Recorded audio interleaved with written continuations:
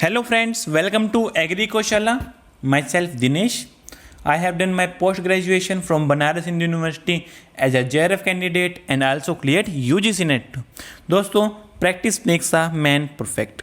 With these words, today we are going to start our new series, that is MCQ series, with the subheading is one question, many concept. So question 1 is, if demand curve is rectangular hyperbola. दोस्तों, demand curve rectangular hyperbola जब होगा then price elasticity of demand क्या होगी? Option है 0, less than 1, more than 1 and unity. आपको पता होना चाहिए कि रेक्टेंगुलर हाइपरबोला कर्व किसको रिप्रेजेंट करता है?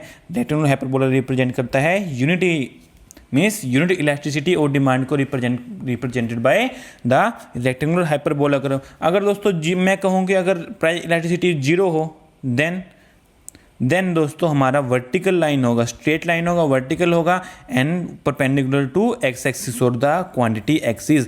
मीन्स 0 मीन्स क्या होगा दोस्तों? परफेक्टली इनइलास्टिक होगा। ठीक है, तो फर्स्ट का आंसर क्या आएगा हमारे लिए? यहाँ पे डी आ गया। ठीक है, for question 2, for an inferior good ICC and Engel curve are positive sloped, negative sloped, both are the same sloped and ICC curve is positive sloped and angel curve is negative sloped। दोस्तों ICC और angel curve दोनों ही backward bending होते हैं। तो दोस्तों इसका मतलब क्या है कि जैसे जैसे हमारा इनकम इंक्रीज होगा वैसे वैसे हमारा जो कंजप्शन होगा इन्फीरियर गुड का वो भी डिक्रीज हो जाएगा। ठीक है, तो उससे क्या होगा दोस्तों?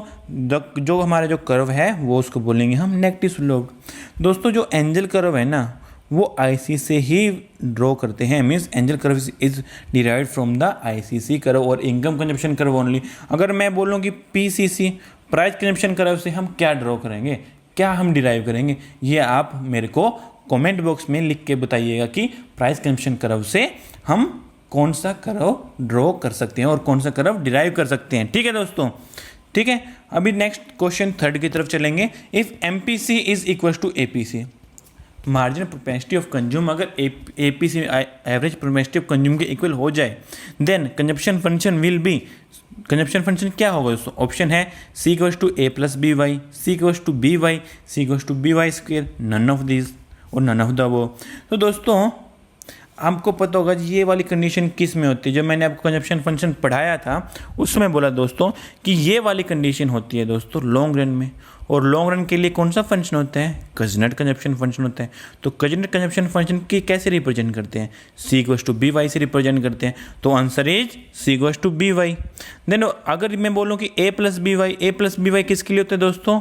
शॉर्ट रन के लिए होता है। शॉर्ट रन किसने दिया था? कीन्स से। तो कीन्स कंजप्शन फंक्शन जो है वो शॉर्ट रन के लिए होता है, ए प्लस बी वाई होता है, और कजनेट होता है कंजप्शन फंक्शन होता है लॉन्ग रन के लिए where MPC equals to APC. So answer is second. Okay दोस्तों, and question 4, Marshallian demand curve को हम डिराइव करना है किससे? रिवील्ड प्रेफरेंस थ्योरी से। अगर कैसे डिराइव करेंगे? If one of the following is ignored, क्या इग्नोर करें कि Marshall demand curve out of revealed preference theory हमारे पास आ जाए? Price effect, income effect, substitution effect, demand effect. दोस्तों प्राइस इफेक्ट तो हम कभी भी नहीं कर सकते क्योंकि डिमांड कर्व को हमको निकालना है, तो अब इसलिए प्राइस तो चेंज करना ही होगा। तो ए तो नहीं होगा। Be income, substitution, demand. दोस्तों अगर मैं पहले भी आपको करा चुका हूँ, जब भी हमने हिग्स का निकाला या स्लट्सकी का सब्स्टिट्यूशन इफेक्ट निकालने की कोशिश की तब हमने क्या देखा, या जब भी हमने प्राइस इफेक्ट को इनकम और सब्स्टिट्यूशन इफेक्ट में तोड़ा या डिकम्पोज किया तब हमने क्या देखा कि जो इनकम लेवल है उसको हमने न्यूट्रलाइज कर दिया था। जो इनकम इंक्रीज थी, रियल इनकम इंक्रीज थी, उसको सेम लेवल पे लेके आए थे। तो इसमें भी दोस्तों वही होता है कि जो इनकम इफेक्ट है उसको इग्नोर करने के बाद जो कर्व डिराइव होता है रिवील्ड प्रेफरेंस थ्योरी से वो मार्शलियन डिमांड कर्व होता है। तो आंसर इज बी। ओके दोस्तों, फिर आता है दोस्तों 5th, the relation, consider the relationship between MPC and multiplier.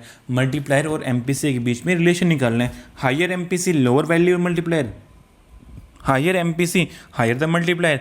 If MPC equals to 1 the multiplier is equals to infinity and none of the above। तो दोस्तों पहली बात तो हमारे पास पता होना चाहिए k equals to 1/1 minus B. अगर b हाई हो गया दोस्तों, ठीक है, तो ये जो डिनोमिनेटर है इसकी वैल्यू कम हो जाएगी। कम होने की वजह से क्या होगा, न्यूमरेटर से भी कम हो जाएगी क्योंकि 1 माइनस समथिंग है, ठीक है। तो न्यूमरेटर से भी कम होगी, मीन्स न्यूमिनेटर आपके जो ऊपर वाली जो रकम है वो ज़्यादा होगी। तो ज़्यादा होने से क्या होगा दोस्तों, ये रेशियो बढ़ जाएगी। तो कैसे बढ़ गई, बी इंक्रीज हुआ तो आपका जो मल्टीप्लायर है वो भी इंक्रीज हो गया, means higher the MPC then higher the multiplier. So B तो आंसर है आपका, ठीक है। और भी देख लेते हैं दोस्तों, अगर if MPC equals to 1 then multiplier equals to infinity. देखते हैं दोस्तों, 1/1 माइनस बी हमारा 1 आ गया, तो 1/0 मीन्स इन्फिनिटी। ये भी सही है दोस्तों। अब क्या करें, बी एंड सी तो हमारे दोनों सही हो गए, बट आंसर में तो बी एंड सी नहीं है, तो हम क्या करेंगे, नन ऑफ द अबव करेंगे, क्योंकि B and C is our answer but that is not given in the option. So question 5 का दोस्तों डी होते हैं। दोस्तों ध्यान रखिएगा, चारों के चारों ऑप्शन पढ़ने जरूरी होते हैं, क्योंकि ऐसा कंफ्यूजिंग क्वेश्चन आपके पास भी आ सकता है, ठीक है।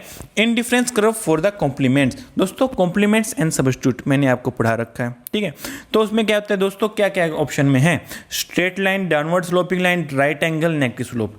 दोस्तों for complements the indifference curve भी L shape means is going to be right angle. And what about the substitute, for perfect substitute the IC curve will be a straight line touching both the y-axis and the x-axis, okay। so question C का answer है हमारे पास C और 3, okay. अगर दोस्तों MPC equal to 0.8 हो जाए और MPI means margin propensity of import equal to 0.3 हो जाए, तो इंक्रीज इन एक्सपोर्ट ऑफ ₹100 और ₹100 करोड़ मान के चलिए, करोड़ मान के चलिए, ठीक है, यहाँ पे करोड़ लिखिए, will leads to increase the national income by. ये दोस्तों बात करें अगर हम एक्सपोर्ट को इंक्रीज कर दें तो नेशनल इनकम पे क्या इफेक्ट पड़ेगा, कितना मल्टीप्लाई होगा। तो सीधी सी बात है, हमको यहाँ पे मल्टीप्लायर निकालना है। मल्टीप्लायर कैसे निकालेंगे, 1/1 माइनस बी। अगर हम एक्सपोर्ट इंपोर्ट की बात करें तो यहाँ पे जो मार्जिनल प्रोपेंसिटी ऑफ इंपोर्ट है वो भी ऐड हो जाएगा। ऐड होने के बाद क्या होगा दोस्तों, अभी हम सोल्व कर पाएंगे। तो 1/1 माइनस 0.8 प्लस 0.3, ठीक है दोस्तों। तो 1 माइनस 0.8 क्या होता है, 0.2 आएगा। तो 0.2 में 0.3 क्या करेंगे, प्लस कर देंगे, तो उससे क्या होगा, 0.5 आ जाएगा। उससे 0.5 आने से क्या होगा दोस्तों, इसको अगर हम सोल्व करेंगे तो आंसर इज 2। तो हमारे पास मल्टीप्लायर क्या आ गया दोस्तों, 2। सो K इज 2। इसका मतलब क्या, इसका मतलब क्या है, इसका मतलब बेसिकली क्या है कि अगर एक्सपोर्ट को इंक्रीज करें 100 से तो नेशनल इनकम 2 गुना हो जाएगी, means 200 crore. So answer here is second, means ₹200 और ₹200 करोड़, ठीक है दोस्तों। सीधी सी बात है, मल्टीप्लायर का फॉर्मूले आपको याद होने चाहिए, उस हिसाब से आपको न्यूमेरिकल हो जाएगा। इसलिए मैंने जो मल्टीप्लायर वाली वीडियो थी उसमें आपको full objective type means full formula based question ही करवाए थे, okay. Then for demand function हमारे पास है दोस्तों P equals to 16 minus Q minus 0.5 Q square. And elasticity of demand निकालनी है, कौन से लेवल पे निकालनी है दोस्तों, at level Q equals to 4। तो इलास्टिसिटी और डिमांड निकालने के लिए हमको क्या चाहिए होता है, इलास्टिसिटी और डिमांड हम कैसे लिखते हैं, the proportionate change in the quantity demanded due to proportionate change in the price. वो उसको कैसे लिखेंगे दोस्तों, कैसे रिप्रेजेंट करेंगे, कुछ ऐसे रिप्रेजेंट करेंगे। अगर इसी फॉर्मूले को मैं ऐसा लिख दूँ, DQ/DP,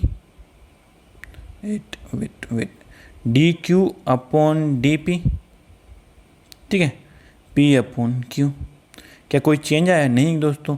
वहाँ पे चेंज दिखाया गया था इससे, यहाँ पे चेंज दिखा दिया डिफरेंशिएशन से।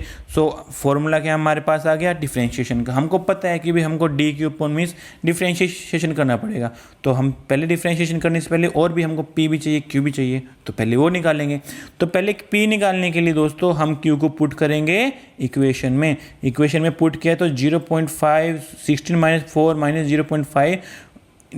0.5 मल्टीप्लाई विथ 4 का स्क्वायर मीन्स 0। सो 16 माइनस 4 का स्क्वायर तो दोस्तों 16 होता है।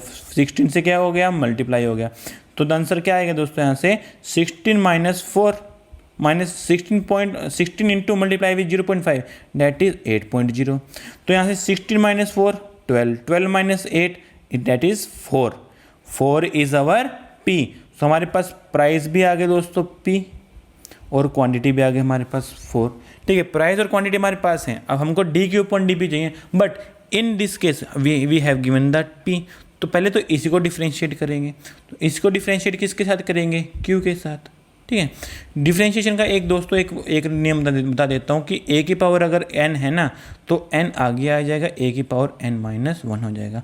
जैसे कि अगर q की पावर 2 है, ठीक है, तो 2 अगर डिफ्रेंशिएट करें, ठीक है, तो डिफ्रेंशिएशन में 2 आगे आ जाएगा, q इधर रहेगा, 2-1, तो 2-1 1 होता है, तो इसका डिफ्रेंशिएशन का आंसर आएगा 2q।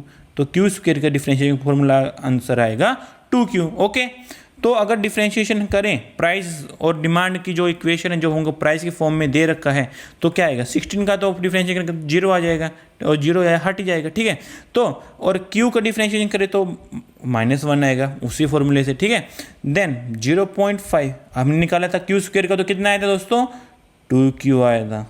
ठीक है, तो यहाँ से हमके हमारे पास क्या आ गया, -1, 2 मल्टीप्लाई विथ 0.5 दैट इज 1, तो 1 into Q that is Q. So हमारे पास डिफ्रेंशिएशन का पी का मीन्स प्राइस क्या क्यू के रिस्पेक्ट में आ गया, -1 अपॉन -q, यहाँ लिख लेते हैं दोस्तों। बट हमको डिफ्रेंशिएशन और हमको क्या चाहिए, D Q upon D P चाहिए, तो हम इसको ही हम इन्वर्स कर लेंगे। इन्वर्स कर लेंगे मीन्स 1 अपॉन -q। माइनस का साइन इसलिए क्योंकि दोस्तों q एंड p में अपोजिट रिलेशनशिप होता है, तो माइनस साइन जो होता है वो q एंड p का जो अपोजिट साइन है वो शो करेगा। मीन्स इससे हमको पता लगेगा नेगेटिव मीन्स अपोजिट रिलेशनशिप है। ओके, तो अगर हम इसको सोल्व करना चाहते हैं, D Q upon D P, P divide by Q. ठीक है, तो हमारे पास क्या आया था, 1 अपॉन -1 माइनस क्यू, पी हमारे पास 4, क्यू हमारे पास 4। ठीक है, इससे ये कैंसिल। ठीक है, तो ये क्यू की वैल्यू क्या हमारे पास 4 है दोस्तों, तो हमारे पास क्या बचा दोस्तों, 1 अपॉन -1 माइनस क्यू। क्यू की वैल्यू 4 पुट कीजिए, -4, तो यहाँ पे क्या आ गया, -4 -1 क्या होगा दोस्तों, -5, तो -5 क्या हो गया दोस्तों, यहाँ पे आ गया। तो इसको सोल्व करके हमारे पास क्या आया, 0.2। माइनस साइन क्या होता है, रिप्रेजेंट करता है ऑपोजिट रिलेशनशिप को, तो यहाँ पे क्या हो गया दोस्तों, 0.2 is our price elasticity of demand. तो प्राइस इलास्टिसिटी डिमांड कहाँ पे दोस्तों, ऑप्शन सेकंड। जो क्वेश्चन 8 का है दोस्तों, option second is the answer, that is 0.2। दोस्तों बहुत इंपॉर्टेंट क्वेश्चन है, बहुत बार यूजीसी नेट में भी पूछा जा चुका है। ठीक है, ये आपको आना ही आना चाहिए। ठीक है, देन क्वेश्चन 9 आते हैं कंसेप्ट ऑफ मल्टीप्लायर। दोस्तों क्वेश्चन 9 है concept of multiplier introduce first by, सबसे पहले किसने इंट्रोड्यूस किया था, कहन ने, KHN कहन। तो इसको क्या बोले थे, वो क्या बोले दोस्तों, एम्प्लॉयमेंट मल्टीप्लायर। फिर उसके बाद कौन आए थे, कीनिस आए। कीनिस ने क्या बोला था, इनकम मल्टीप्लायर। फिर दोस्तों एक होता है एक्सेलेटर। एक्सेलेटर किसने दिया था, क्लार्क ने। तो जेम क्लार्क ने क्या दिया, एक्सेलेटर का प्रिंसिपल दिया। तो कंसेप्ट ऑफ मल्टीप्लायर किसने इंट्रोड्यूस किया, FA कहन। ओके, तो दोस्तों नेक्स्ट क्वेश्चन चलेंगे। If commodity are perfect substitute then the IC means indifference curve. Indifference curve मैंने आपको पहले बता चुका हूँ। इंडिफरेंस कर्व कैसा होता है, ऐसा होता है दोस्तों। डाउनवर्ड स्लोप यस है, बट स्ट्रेट लाइन है यस, नेगेटिव स्लोप है यस, राइट एंगल नहीं है, रेक्टेंगुलर हाइपरबोला नहीं है। तो क्वेश्चन 10 का आंसर है B। तो दोस्तों आज के लिए इतना ही। दोस्तों please like comment and subscribe my channel. दोस्तों आप वीडियो देख रहे हो, प्लीज़ सब्सक्राइब कीजिए। आपका इससे हमको हौसला मिलेगा, हम नई वीडियो आपके पास लेते आएंगे। Thank you.